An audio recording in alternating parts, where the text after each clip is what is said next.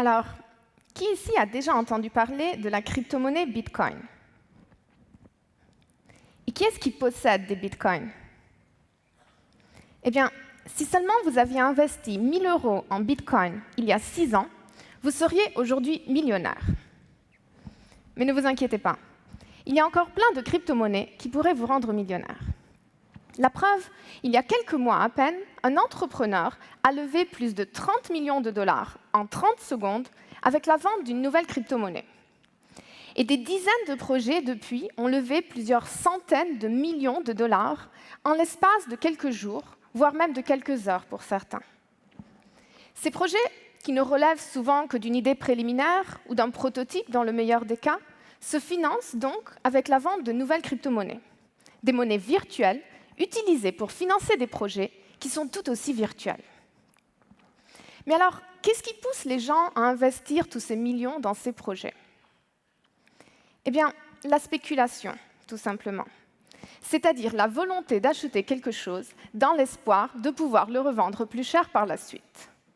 Alors cela vous semble peut-être fou, et pourtant, c'est ce qui se passe tous les jours dans le monde de la finance. Ce désir de s'enrichir en investissant dans des projets dont la valeur devient alors complètement déconnectée de l'économie réelle, c'est une dynamique que l'on observe depuis des centaines d'années. Rappelez-vous au XVIIe siècle, avec la crise des tulipes aux Pays-Bas, la crise de 1929 aux États-Unis, ou encore la crise de 2008. Ces crises présentent toutes des dynamiques qui se répètent de façon cyclique. Elles commencent par une phase de croissance et d'accumulation, suivie par une période de spéculation, et puis, enfin, d'un effondrement. Et chacune de ces crises nous a fait prendre conscience de la fragilité de notre système économique et de l'incapacité de nos institutions financières de faire face à ces crises. Et puis, en 2008, quelque chose a changé. Face à un effondrement de notre économie mondiale, un système alternatif est né. Un système fondé sur des monnaies virtuelles qui ne sont contrôlées ni par un État ni par une banque centrale, mais uniquement par un protocole informatique. Bienvenue dans le monde des crypto-monnaies. Mais pour bien comprendre ce nouveau monde, il faut d'abord comprendre le fonctionnement de la monnaie. Les premières monnaies étaient des ressources telles que le sel, les pierres précieuses, les métaux ou le cacao, qui avaient une valeur en elles-mêmes. Et puis, pour faciliter les échanges, la monnaie se transforme en un instrument financier dont la valeur est déterminée par des autorités de confiance, telles que les banques ou les États, qui en garantissent la valeur dans le temps. Sauf que, puisque les banques sont autorisées à prêter plus d'argent qu'elles ne possèdent, elles ont la possibilité de créer de la monnaie, même si de façon théoriquement temporaire, en offrant des prêts à découvert. Et c'est là un des facteurs principaux qui ont porté à la crise financière de 2008, qui nous a fait perdre pas mal de confiance dans nos institutions financières.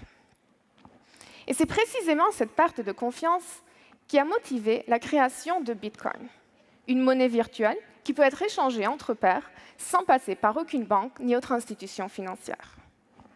Créée par un individu qui se cache sous le pseudonyme de Satoshi Nakamoto, Bitcoin est un système de paiement décentralisé qui a pour vocation de remplacer le rôle des institutions financières. Bitcoin, c'est donc une monnaie virtuelle ou une crypto-monnaie dont la valeur ne dépend d'aucun opérateur de confiance. Pour son fonctionnement, elle s'appuie sur une nouvelle technologie, la blockchain, qui élimine complètement la notion de confiance et qui la remplace par un système fondé sur la preuve.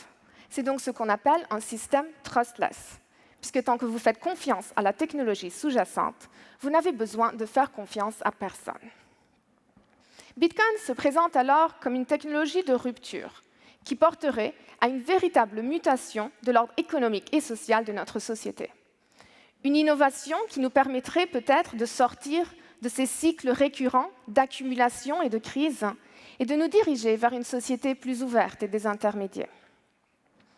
Mais ces promesses se sont-elles vraiment réalisées? Pour l'instant, pas vraiment.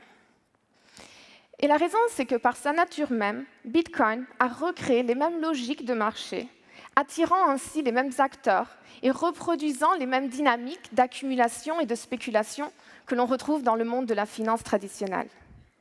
Et donc, encore une fois, l'histoire se répète. Croissance et accumulation, spéculation, et puis un jour, la crise. Mais nous n'en sommes pas encore là.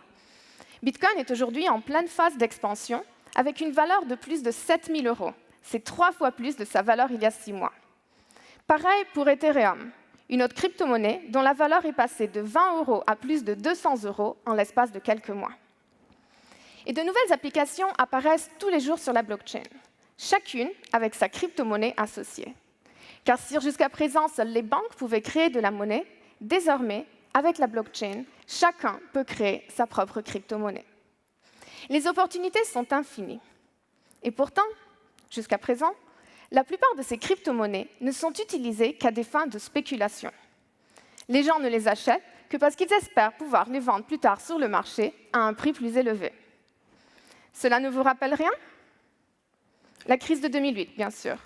Sauf que cette fois-ci, les dynamiques sont encore plus exacerbées. Les gens utilisent aujourd'hui des crypto-monnaies telles que Bitcoin ou Ether pour investir dans de nouvelles crypto-monnaies. Cela fait augmenter la demande et donc la valeur des Bitcoins et des Ethers, ce qui permet aux gens de réinvestir cet argent dans de nouvelles crypto-monnaies dont la valeur est encore assez faible. Et cela fait alors augmenter la demande et la valeur de ces nouvelles crypto-monnaies, ce qui va donc générer encore une nouvelle bulle de spéculation. Et donc, encore une fois, l'histoire se répète. Et je le répète encore une fois. Croissance, accumulation, spéculation, et puis, un jour, la crise. Mais attention, il ne faut pas baisser les bras. Nous sommes actuellement dans une phase de hype, avec des crypto-monnaies dont la valeur est complètement déconnectée de l'économie réelle.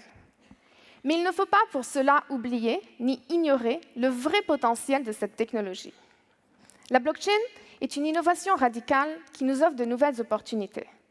Et si cette technologie est aujourd'hui utilisée essentiellement à des fins de spéculation, la blockchain nous permet aussi de créer de nouveaux modèles économiques, avec des systèmes plus ouverts, collaboratifs et décentralisés. Et pour cela, il est important que des gens comme nous, comme vous, s'intéressent à cette nouvelle technologie et en explorent les vraies potentialités.